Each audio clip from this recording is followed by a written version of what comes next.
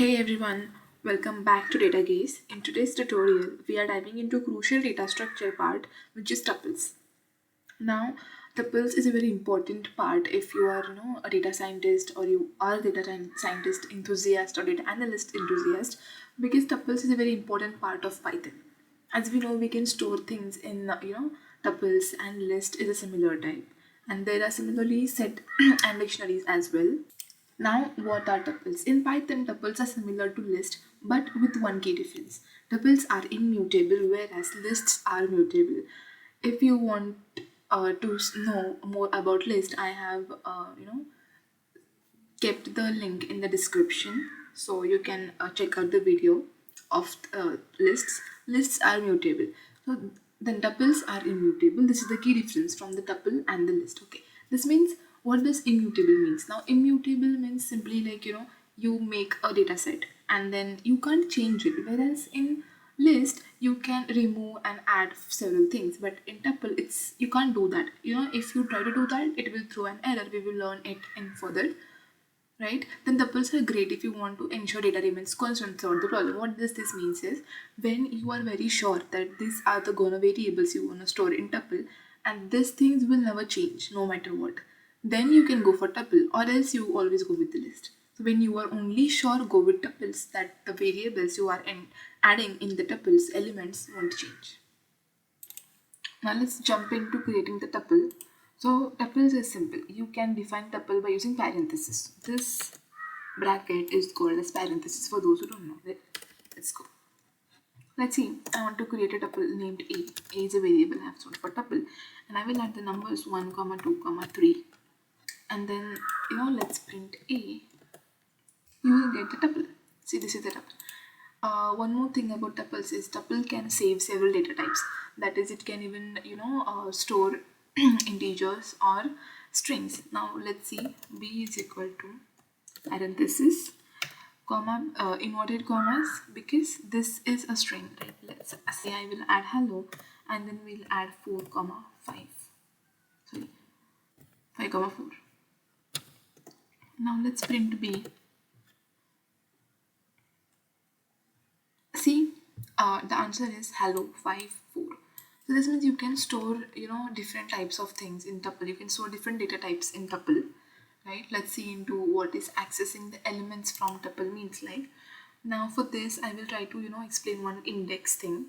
Now I'll tell you, indexing means the index of here 1 is 0, index of 2 will be 1, and index of 3 will be 2.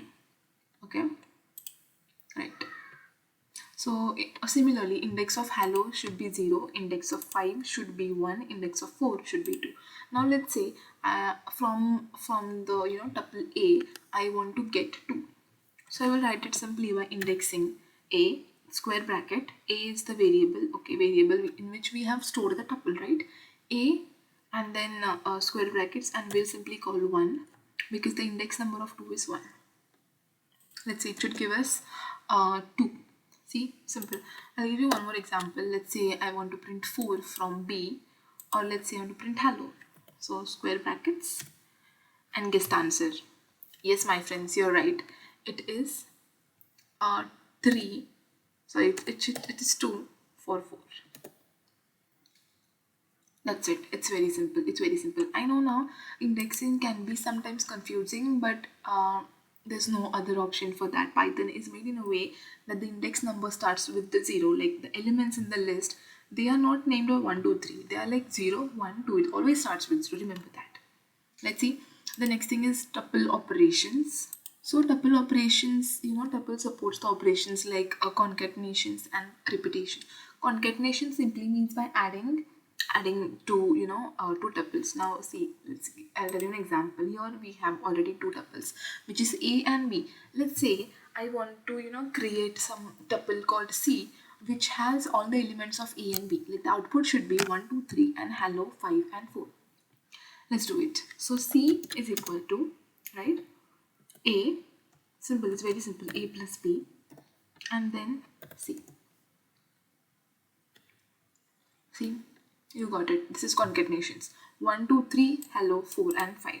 Now one more thing in it is repetition. Repetition means, for say, I want the same tuple twice, like 1, 2, 3, 1, 2, 3.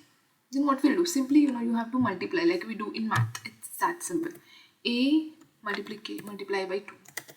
So you will get 1, 2, 3, 1, 2, 3. So that's it. That is it. Tuple operations, concatenations, and repetitions.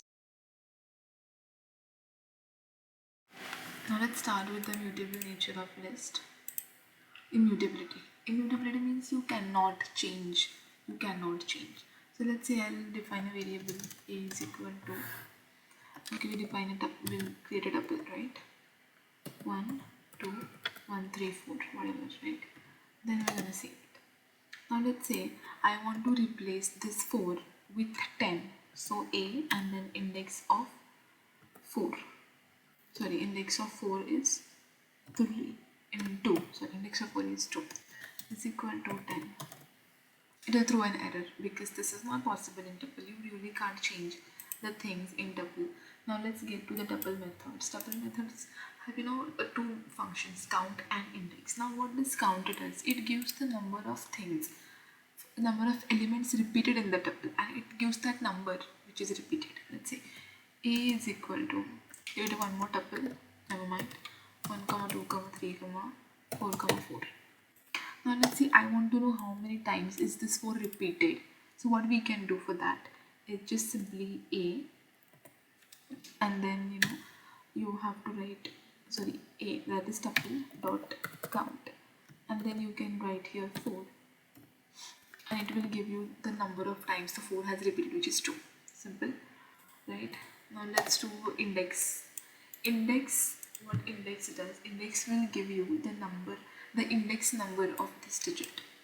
So now it might be only, we have 5 elements in a tuple, but when you work on a very large scale and big data sets, then it is useful and essential, and then you'll understand what is the importance of the count and index function.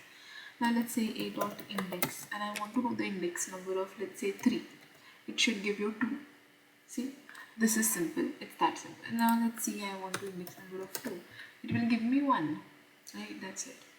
Now see, using tuples in data science. Tuples are used in data science, like to store the coordinates, which are like things, in short, the things which are fixed and you're not going to change them, okay? That things. Now let's say, what I'll write? A is equal to coordinates, any coordinates, right? 2, 0, or else 3, 5. Any coordinates you want to store, you can store. Now let's say unpacking. Unpacking is a very important thing, in tuple. I'll tell in Python, unpacking is a process where elements of tuple are assigned in individual single variables. This particularly is useful in functions. Now we won't go in functions very detailed right now, but we'll make sure that I'll explain you this tuple unpacking. It's important thing. Let's say now I have this a, and let me delete this 4. Okay, so now we basically have 4 elements in a tuple. Let's tell you what tuple is. Now let's say I add here 1, 2, 3, okay, 4 is equal to tuple. Now what you can do is, later on, I'll tell you the difference. See, equal to is an assignment operator, right? Assignment operator is you're assigning. For say a is equal to 2.2 and this, and similarly, but this is an equal operator. It's an equal assignment. What does that mean? That means is LHS is equal to RHS. The 1, 2, 3, 4 is equal to tuple. That is equal to tuple, and this means this 1 equal to, that means you are simply assigning the values for a.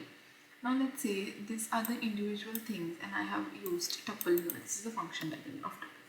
Now what we can do is, you can simply print 1, 2, 3, 4, and it will give you a tuple. Or maybe you can give a yeah. This is unpacking of tuple, right? This you have assigned, right? and then you will print, then it will give you individual elements of the tuple. That's it. Now see, today we have learned creating tuples, right? First we have learned tuples, what are tuples, then we learned creating tuples, then we have learned assigning, accessing the elements from the tuples. We have also learned the tuple operations, concatenations and repetitions. We have learned immutability nature of the tuple. We have learned tuple methods, in that specifically we have learned count and index. Then we have learned unpacking of tuples, and finally using tuples used in data science, right? So guys, that's a wrap up for the day. And if you enjoyed this video, make sure you give it a thumbs up and subscribe for more tutorials. See you in the next one.